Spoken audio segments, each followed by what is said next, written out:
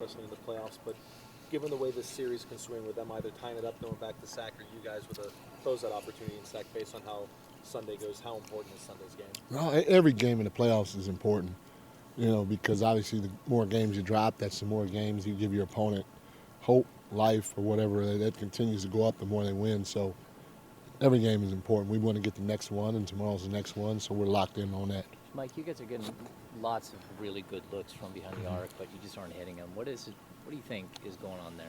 No, it's a little bit of everything. We aren't getting some looks in the rhythm of our offense that you're used to in the regular season, and that all those little things are part of me telling you guys that we don't have a ton of playoff experience, because you don't get the same looks in the regular season as you do in the playoffs. It's as simple as that, and you have to get used to the level of intensity so that when you are open, it feels the same as any other time, even though that when you are open, the rhythm to getting open wasn't the same as the regular season. So, our guys are playing extremely hard, especially defensively, which is exerting more physicality, which is exerting more effort, which means that the shots are a little tougher because of that. We're asking them to do a lot of things offensively, and Golden State's getting up into us, and they're real physical, so it's not as clean. And that's how it is. If you go look on anybody's stat and you see regular season numbers and you see playoff numbers, the playoff numbers are probably going to be a little lower. And so we want our guys to just keep shooting, let that thing fly if you're open or you feel like you're opening in the slightest, and then we'll figure it out from there. What adjustments can you make offensively, schematically, when it comes to the dribble handoff game and sort of getting back to those shots that were in rhythm so often for you during the regular season? I mean, there's a ton of adjustments that you make. It's just a matter of going out there and trying to continue to execute with pace and set good screens and see what happens. But like James said, we feel like we've gotten some pretty good looks. We just have to get comfortable shooting the ones that we're open with and knocking them down, and not even thinking twice about it. And when it comes to making those adjustments, what's the balance, particularly with the young and inexperienced team, between, all right, we're overhauling everything we do, or we're just going to tinker here and there because we're used to playing a certain style of offense? Yeah, I don't think you ever overhaul anything in the playoffs, but what you do is you do make adjustments, and again, we expect to be a playoff team going forward. So for us, this is fantastic because we need to learn in a lot of different situations. Again, in that locker room, in the Warriors locker room, there's every situation that they've experienced multiple times, and so they don't need to make a ton of adjustments because they have a feel already of what they need to do, and when the adjustments do come, they already been through that before in the past. And so for us, make an adjustment here, make an adjustment there, throwing a little too much at them, throwing not enough at them. It's all a feel thing. It's all brand new for us, and so it's good to go through to see how our guys respond. Mike, speaking of getting used to the intensity like you were talking about, now that they've played a game here in a hostile territory, is it almost easier to be ready for that, or is it every game? I think in the playoffs, every game's a life of its own, but but being in certain situations makes you a little bit more comfortable than going through it the first time. I remember my first playoff game. I was like, and I don't know what number of playoff game this is for me, but you feel relaxed, you feel confident, and if things don't go the way you expect, that's okay because that's part of the game of basketball, especially at this time of the year and facing the NBA champions. So it's the same thing that our guys have to figure out, go through, and hopefully while we're doing it, we're getting wins. You guys have avoided any long losing skid, just like 0-4 start. It feels like you guys handle adversity well. What do you make of your team's ability to kind of get through a short stretch of bad basketball and get back on track?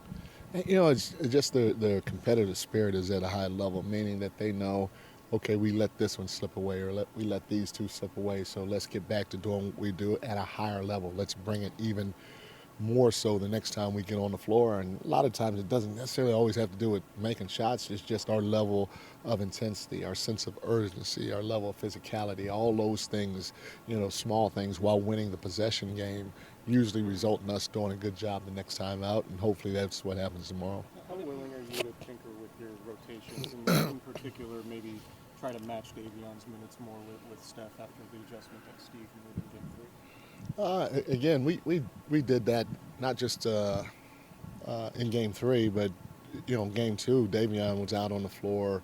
If you look, his minutes weren't the 3 or 4 minutes from like the 7-minute mark to the 3-minute mark, and then from the 9-minute mark to the 6-minute mark. We chased Steph a little bit in Game 2, and we probably did it even as Game 1 went along. So, I mean, we're not afraid to. I hate doing it. Steve knows I hate doing it, because I used to fight it when I was here. But at the end of the day, if that's the right thing to do for the team, we're going to do it. Because we have done it the last 2 games. Why do you hate doing it? I don't know, just hard-headed, I guess. I don't know. What have you seen from De'Aaron in his first postseason, specifically when it comes to his poise and consistency? It's been great. It's first time in the playoffs. The biggest thing is having a confidence level that doesn't seem to waver, and you see that. He's got to be a two-way player for us. Like I said before, guys in his spot aren't always that. A lot of times those guys get to rest defensively, but not necessarily. And then they got to bring it offensively. We're asking him, hey, you got to play on both sides of the ball. You got to guard Steph, and then you got to score and/or make plays for us. And that's just how it is. And so he's going to have to step up to the plate and do it. And that's why he's an all-star. That's why he's an all-NBA player as well, because he's shown the ability to do it throughout the course of the year. Mike, you have a A couple more guys. In Game 3. Is it hard to fight the temptation to tinker too much, or to do too much of adjusting, knowing that you guys were solid in the first 2 games, and then you rely on more what you've done in the season?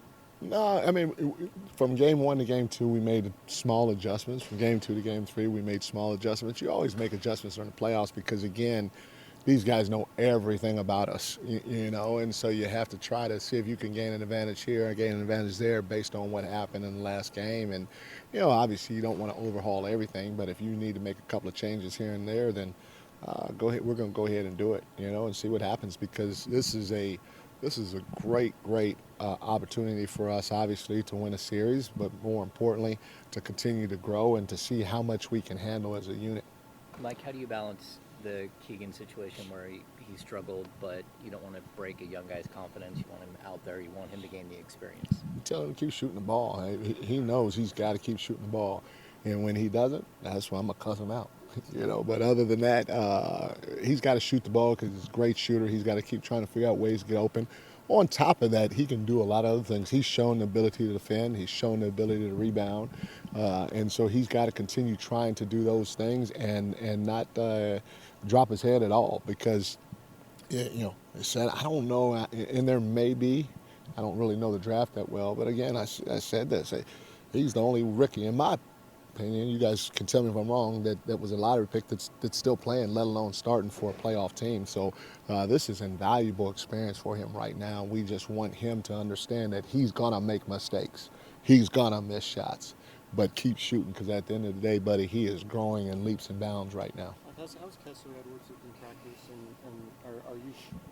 Is he part of the discussion? Maybe some of these adjustments that you might make in the game to maybe get him on the court, given his defensive versatility. Yeah, we've talked about possibly playing Kessler. We've talked about possibly playing even Mezzi. And there's a lot of things that you talk about when it gets down to the game. We'll see what happens. Mike, in All your right, last one, guys. for a team like this that hasn't been here before, just from all your experience, what does it take to show that you belong at this level or belong in this intense playoff environment? The biggest thing for us is to do what you do best, and for us, that's bringing a level of physicality to the game on both sides of the ball. If we get held, we got to run through the grabs. Because at the end of the day, even after Game 3, you go back, you watch the tapes. So the officials did a fantastic job. They're letting both teams play, and that's all you can ask for in a situation like this at this time of the year. So our level of physicality has to be there. And our level of pace has to be there, not just in the full court and the half court. And if we're doing that, because sometimes, stuff just doesn't happen, But if you're doing those 2 things while trying to win the possession game, at the end of the day, you live with the results. All right, thank you, Coach. Thank you, guys.